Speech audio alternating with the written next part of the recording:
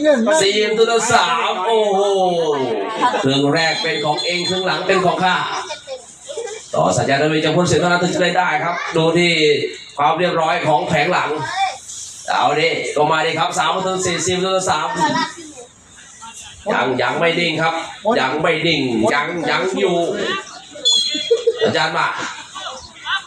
มาขวาแล้วก็แฉลบแถว2โอ้แล้วก็เดี๋ยวบอกกันด้านขวาวันชัยศรีบรรบูรณ์แล้วก็ตัดเข้ามาด้านในตัดเข้ามาด้านในลงในจีบอลย้อนหลังมาให้กับซาลาเอฟซีซาลาเมยซาลาจ้าแล้วก็แถว2ใส่ขวาแล้วก็อีกทียังอยู่ลูกง่ายๆยิงเข้าลูกยากๆข้าปัดนักธนกรสุมเริศครูเอกจ้าเก่งจังเลยครูเอกจ้าเก่งเลยอะไรไหลมาอู้ยอดหลังนิดเดียวครับลงเด้ยังไปที่วันชัยศรีบรรบูรณ์วันชัยศรีบรรบูรณ์อะไรเว้ยลาก